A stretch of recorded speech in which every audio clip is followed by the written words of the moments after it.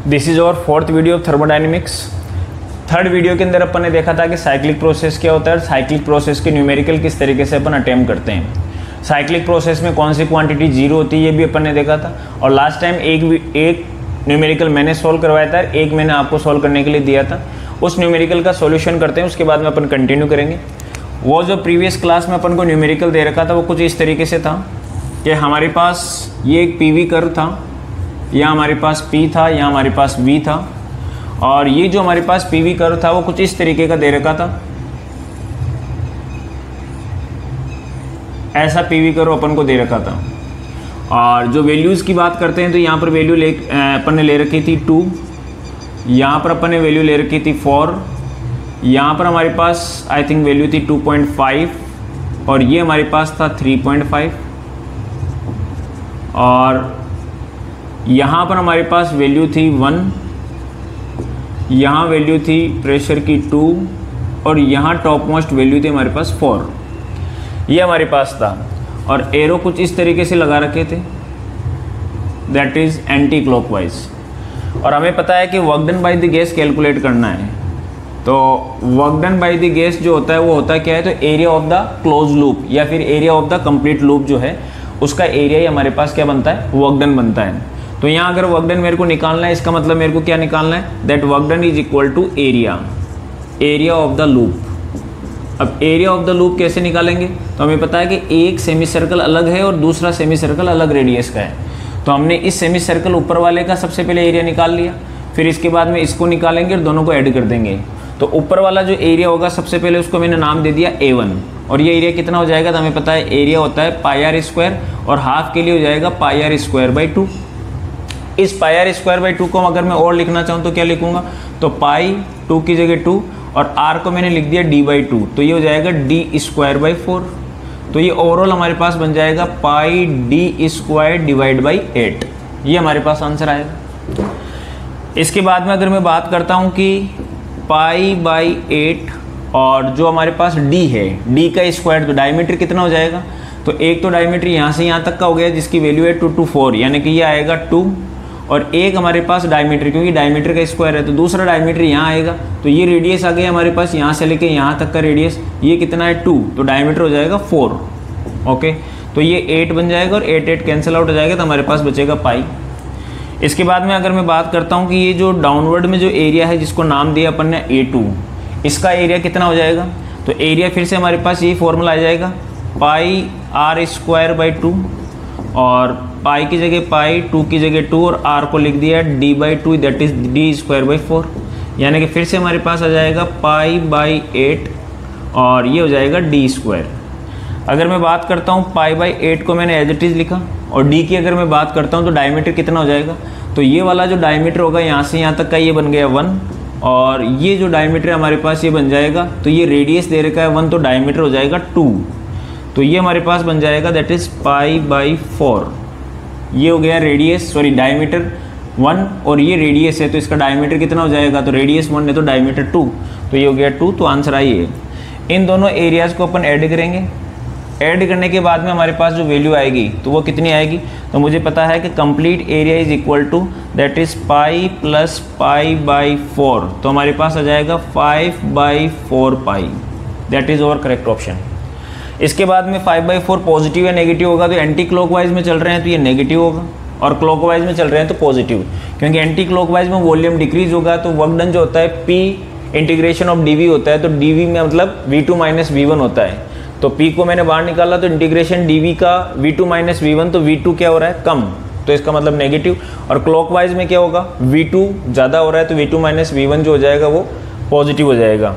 यानी कि ओवरऑल पता चला कि एंटी क्लॉकवाइज में चलेंगे तो वॉल्यूम डाउन होगा, इसका मतलब क्या होगा, V2 माइनस V1 की वैल्यू जो होगी वो नेगेटिव होगी, यानी कि वर्क डन नेगेटिव होगा। और क्लॉकवाइज में चलोगे तो V2 माइनस V1 की वैल्यू क्या होगी, तो P तो हमारे पास बाहर आ जाएगा, और V2 माइनस V1 जो रहेगा dV का इंटीग्रेशन वो क्या हो जाएगा, तो क्लॉकवाइज में V2 ज़्यादा रहेगा और V1 क्या रहेगा, कम रहेगा, यानी कि पॉजिटिव।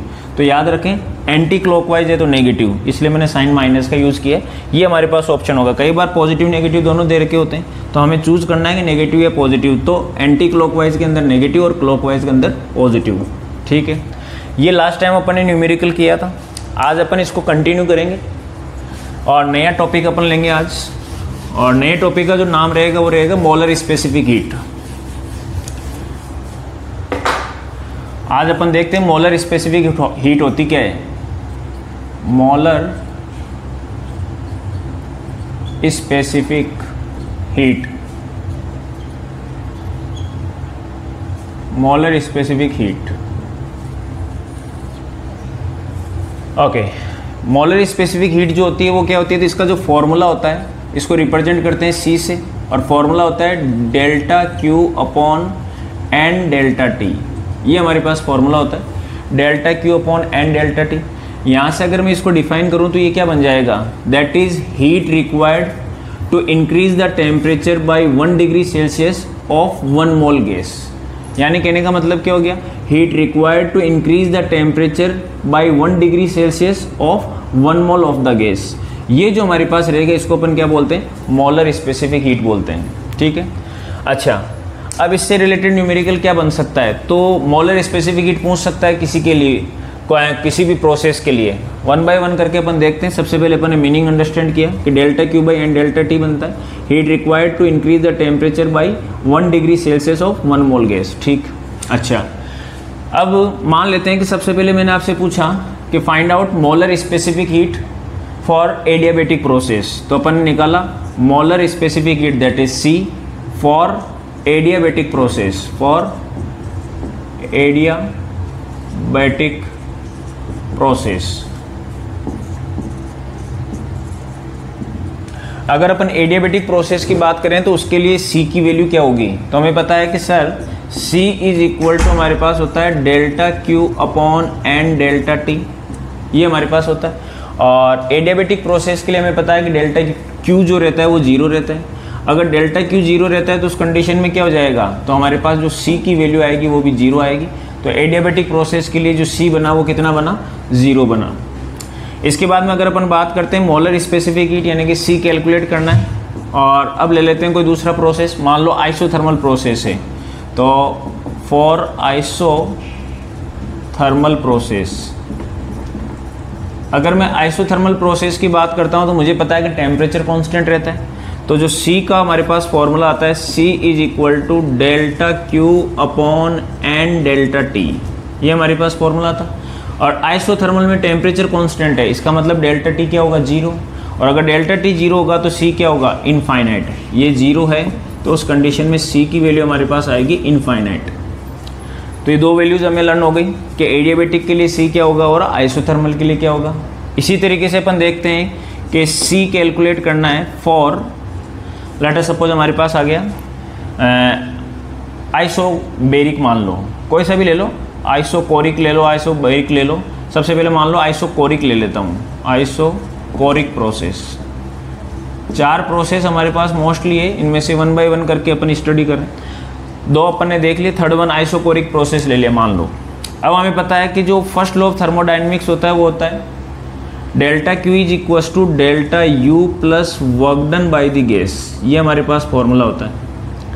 यहाँ से देखें तो डेल्टा Q क्या बनेगा, तो डेल्टा Q बनेगा NC डेल्टा T। तो इस डेल्टा Q की जगह लिख दो आप NC डेल्टा T, और डेल्टा U हमारे पास होता है F/2 NR delta T, that is increase in internal energy, that is kinetic energy. F/2 NRT, that is F/2 NRT की जगह चेंज हो गया तो क्या बन जाएगा, F/2 NR डेल्टा T। ये पहले पढ़ चुके हैं अपन। इसके बाद में हमारे पास आता है work done by the gas. तो प्रोसेस कौन सा है, आइसोकोरिक। आइसोकोरिक में वॉल्यूम कांस्टेंट रहता है। अगर वॉल्यूम कांस्टेंट रहेगा उस कंडीशन में हमें पता है कि वर्क डन कितना होगा, तो वर्क डन 0 होगा, क्योंकि वर्क डन का फॉर्मूला हमारे पास होता है इंटीग्रेशन P dV, dV मतलब V2 माइनस V1 मान लो। तो dV की वैल्यू क्या होगी, तो वॉल्यूम कांस्टेंट है, वॉल्यूम कांस्टेंट का मतलब V1 और V2 सेम है, इसका मतलब क्या हो जाएगा 0, तो वर्क डन 0 होगा। इसको लिखने की ज़रूरत नहीं है यहाँ पे, ये हमारे पास आ जाएगा। यहाँ पर ध्यान से देखें तो N से N कैंसिल आउट हो जाएगा, डेल्टा T से डेल्टा T कैंसिल आउट हो जाएगा। यहाँ से निकल के आएगा हमारे पास C, और C हमारे पास आ गया दैट इज FR/2, FR/2, ये हमारे पास C की वैल्यू आई। ये जो C होगा इसको अपन क्या बोलेंगे, that is molar specific heat at constant volume. Isochoric process था ना, तो इसको बोलेंगे CV। क्या बोलेंगे इसको, CV। इसके बाद में अपन लास्ट प्रोसेस की तरफ चलते हैं और प्रोसेस का नाम है we have to find out C. अपन को सी कैलकुलेट करना है और किसके लिए करना है? For isobaric process. Isobaric process की अगर अपन बात करें तो आइसोबारिक के लिए सी की वैल्यू क्या रहेगी? तो फिर से अपन फर्स्ट लॉ ऑफ थर्मोडायनेमिक्स लगाते हैं कि sir delta Q is equal to हमारे पास होता है delta U plus work done by the gas, ये हमारे पास होता है। अब डेल्टा क्यू की वैल्यू हो जाएगी हमारे पास फिर से एन सी डेल्टा टी और डेल्टा यू हमारे पास हो जाएगा फिर say that is increase in internal energy, that is kinetic energy वही, और काइनेटिक एनर्जी का फॉर्मूला क्या हो जाता है? That is F by two N R T, that is F by two N R delta T. और work done by the gas क्या हो जाएगा? तो आइसोबारिक में प्रेशर कांस्टेंट रहता है तो हमारे पास बचेगा P V two minus V one, P V two minus V one that is delta V, ये हमारे पास बना। अगर ध्यान से देखें तो इस पी डेल्टा वी को मैं क्या लिख सकता हूँ? एन आर डेल्टा टी, तो यहाँ से मैंने इसको रिप्लेस कर दिया और पी वी को मैंने लिख दिया एन आर टी, तो P V is equal to बन गया एन आर टी, तो पी डेल्टा वी क्या बन जाएगा? एन आर डेल्टा टी, तो ये बन गया एन आर डेल्टा टी। यहाँ से ध्यान से देखें तो मुझे चाहिए सी, इसका मतलब मैं एन डेल्टा टी से डिवाइड करूँगा तो इधर एन और डेल्टा टी कैंसिल आउट हो जाएगा तो हमारे पास बचेगा एफ बाई टू आर, और इधर N delta T cancel out हो जाएगा तो हमारे पास बनेगा R, that is over C for the isobaric process. Isobaric का मतलब प्रेशर कांस्टेंट था, तभी तो अपन ने वर्क डन की जब बात की तो प्रेशर में पी आउटसाइड आ गया, डेल्टा वी बन गया V two minus V one और उसको फिर से डेल्टा वी लिख दिया। तो delta Q is delta U plus delta W, delta Q N C delta T बन गया, डेल्टा यू इंटरनल एनर्जी का इंटरनल एनर्जी थी और इंक्रीज इंटरनल एनर्जी, तो इंटरनल एनर्जी हमारे पास क्या होती है? दैट इज काइनेटिक एनर्जी होती है, that is F by two N R delta T, और ये वर्क डन बाय गैस यहाँ से आया तो ये अंडर प्रेशर था, प्रेशर इज कांस्टेंट, तो दैट इज सीपी, इसको अपन नाम देंगे सीपी। यानी कहने का मतलब molar specific heat at constant volume at constant pressure, constant pressure को सीपी और कांस्टेंट वॉल्यूम को अपन ने नाम दिया सीवी। तो ये कौन सा हो गया? सीवी यानी कि कांस्टेंट वॉल्यूम यानी कि आइसोकोरिक, ये हो गया सीपी यानी कि कांस्टेंट प्रेशर यानी कि आइसोबारिक। दो प्रोसेस तो ये हो गए और एडियाबेटिक और इनकी वैल्यू या तो जीरो रहेगी या इनफाइनाइट, तो एक के लिए जीरो और एक के लिए इनफाइनाइट। चारों प्रोसेस वन बाय वन करके अपन स्टडी किए। अब अगर मैं बात करता हूँ कि लेट अस सपोज मुझे बताइए कि Cp माइनस Cv क्या होगा, तो हमने देखा कि सर Cp माइनस Cv, तो Cp की वैल्यू हमारे पास आ गई Fr by two plus R और Cv की वैल्यू मेरे पास क्या आ गई? माइनस Cv, Cv आ गया Fr बाई टू, Cv आ गया Fr बाई टू, तो Fr by two cancel out हो गया तो हमारे पास बना R, तो हमारे पास फॉर्मूला आया Cp minus Cv is equal to R, और इसी रिलेशन को अपन बोलते हैं मेयर्स फॉर्मूला, इसको अपन बोलते हैं मेयर्स फॉर्मूला, जो आपने पहले भी पढ़ा होगा। हम जनरली इसको समझते हैं कि Cp minus Cv equal to R होता है, लेकिन कैसे बना? तो ये प्रोसेस था। तो इस लेक्चर के अंदर मोलर स्पेसिफिक हीट में अपन को लर्न क्या रखना है और कौन कौन सी चीज़ें मैंने आपको बताई और कौन कौन सी न्यूमेरिकल में काम में आएगी, तो ये आपको याद रखना है कि कुछ तो अपन को परमानेंट जो कांस्टेंट है, जैसे इसके लिए एडियाबेटिक के लिए जीरो आ गया, आइसोथर्मल के लिए इनफाइनाइट आ गया, वो अपन को याद रखना है। इसके साथ साथ आइसोकोरिक में क्या होगा, आइसोबारिक में क्या होगा? तो आइसोकोरिक में हमने देखा कि Fr बाई टू होता है और आइसोबारिक में Fr by two plus R होता है। तो ये छोटी छोटी चीज़ें अपन स्टडी की और ये हो गया मेयर्स फॉर्मूला। अब अपन क्या करेंगे कि इनका रोल क्या है, इनकी इंपॉर्टेंस क्या है। मान लो कि ये तो प्रोसेस हो गई, चार मेन प्रोसेस हो गए, एडियाबेटिक, आइसोथर्मल, आइसोकोरिक और आइसोबारिक। मान लो इसके अलावा कोई भी जनरल प्रोसेस है तो उसके लिए अगर सी कैलकुलेट करना है तो कैसे कैलकुलेट करेंगे, तो वो अपन देखते हैं। कोई भी जनरल प्रोसेस के लिए सी कैसे कैलकुलेट किया जाएगा।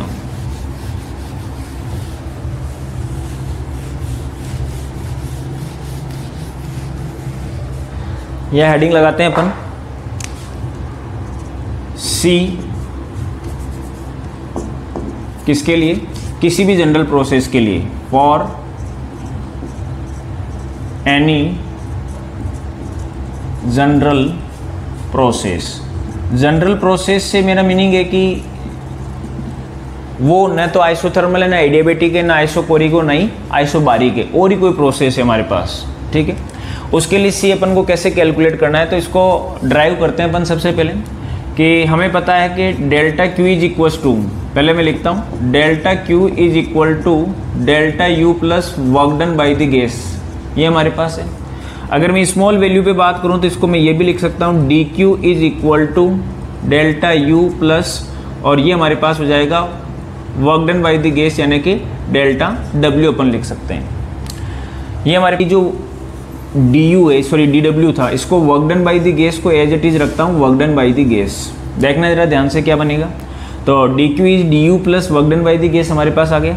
इसको मैंने क्या लिखा, एन सी डेल्टा टी, तो ये हो जाएगा एन सी डी टी, और ये हो जाएगा हमारे पास F by two N R delta T की जगह हो जाएगा डी टी, और इसको मैं एक बार फिर से work done by the gas को वर्क डन बाई गैस ही रखता हूँ। यहाँ से मुझे चाहिए क्या, सी, तो अगर सी चाहिए तो एन डी टी नीचे आ जाएगा, तो हमारे पास आएगा F by two N R D T divide by N D T, और ये हमारे पास आ जाएगा work done by the gas divided by N D T. N से एन कैंसिल आउट हो जाएगा, डी टी से डी टी कैंसिल आउट हो जाएगा, तो हमारे पास जो सी आएगा वो बनेगा एफ आर बाई टू, और इधर बनेगा work done by the gas divided by N D T.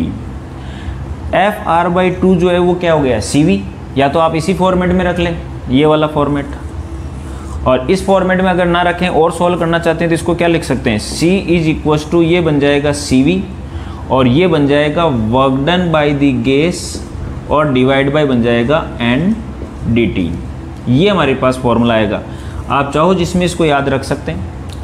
ये अपन ने देखा, तो एक्चुअल में मैंने क्या बनाया, this is C for the general process, कोई भी जनरल प्रोसेस है। अब आपको पता है कि किसी भी जनरल प्रोसेस के लिए अगर मेरे को सी कैलकुलेट करने के लिए बोला जाए तो फॉर्मूला आगे C is C V plus work done by the gas divided by N D T.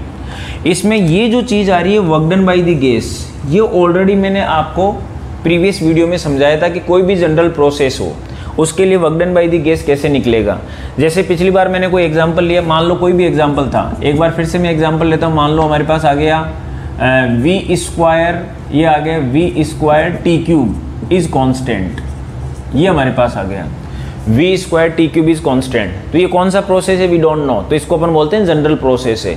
इसके लिए अपन को वर्क डन कैलकुलेट करना है, तो क्या करना है, तो हमारे पास पता है कि एक्चुअल में पी वी की पावर एक्स इज कांस्टेंट, इस फॉर्मेट में लेके आना है। क्यों, क्योंकि हमारे पास जो वर्क डन का फॉर्मूला होता है वो क्या होता है, वो हमारे पास होता है P final V final minus P initial V initial divide by one minus X, या फिर हमारे पास होता है वर्क डन का formula P V is N R T, तो ये हो जाता है एन आर, और ये हो जाएगा T two minus T one, और ये हो जाएगा डिवाइड में वन माइनस एक्स।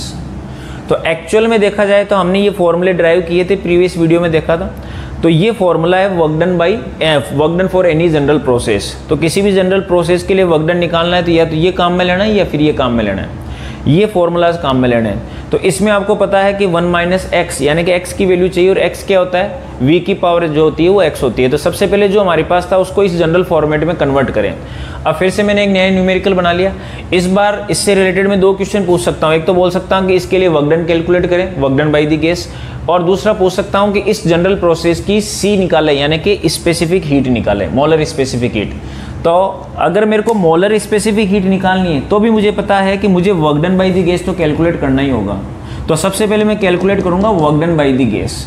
तो यहाँ पर work done by the gas calculate करने के लिए हमने सबसे पहले इसको इस फॉर्मेट में बनाना है। तो यहाँ हमें पता है कि V है और T है, मुझे चाहिए P और V तो मेरे पास है P चाहिए और T को हटाना है। तो T को हटाने के लिए क्या करेंगे, तो PV इक्वल टू NRT होता है, और T क्या हो जाएगा, PV अपॉन NR। तो ध्यान से देखें, तो V स्क्वायर और T की जगह मैंने क्या लिख दिया, PV और NRT, तो ये हो जाएगा डिवाइड बाई NR, और इसकी पावर 3, और ये बन जाएगा हमारे लिए कांस्टेंट। इसके बाद में ये V स्क्वायर हमारा V स्क्वायर है, और NR तो कांस्टेंट है, इसको लिखने की ज़रूरत नहीं है। तो हमारे पास बन जाएगा दिस इज P क्यूब, और ये हो जाएगा V क्यूब, और ये हो जाएगा कांस्टेंट। इसके बाद में V की पावर बन गई हमारे पास 5, और P की पावर बन गई 3, और ये फिर से बन गया कांस्टेंट। और मुझे चाहिए PV की पावर x, तो P की पावर 1 चाहिए, तो डिवाइड बाई 3 करेंगे, तो ये हो जाएगा P, और ये बन जाएगा V की power 5/3 is equal to constant. ये हमारे पास आया। तो यहाँ से समझ में आया PV की पावर x के फॉर्मेट में चला गया, तो x कितना बना, तो यहाँ से x बना 5/3, x इज इक्वल टू 5/3। अगर मेरे से पूछा जाए कि वर्क डन तो मैं वर्क डन यहाँ से कैलकुलेट कर लूँगा। तो अब मेरे को अभी वर्क डन कैलकुलेट नहीं करना, मैंने x कैलकुलेट करके छोड़ दिया। अगर मेरे को वर्क डन कैलकुलेट करवाए तो मैं यहाँ रखूँगा nr T2 - T1 1 - 5/3। लेकिन मुझे c चाहिए। अब ध्यान से देखना, c का फॉर्मूला यहाँ लिखता हूँ कि c का जो फॉर्मूला था वो था cv को मैं लिख सकता हूँ FR/2 और फिर work done by the gas. तो work done by the gas को मैं क्या लिखूंगा, प्लस। ध्यान से देखना, मैं इसको फॉर्मेट को एक्सपेंड कर रहा हूँ, work done by the gas का फॉर्मूला लिख रहा हूँ पहले। तो ये हमारे पास हो जाएगा nRT2 - T1 divided by 1 - x और ndt नीचे आ गया, ये आ गया ndt। ध्यान से देखिए, छोटी वैल्यू के लिए ये डेल्टा टी dt बन जाएगा। तो यहीं पे मैं फॉर्मेट को चेंज कर रहा हूँ और ये हमारे पास बन जाएगा dt।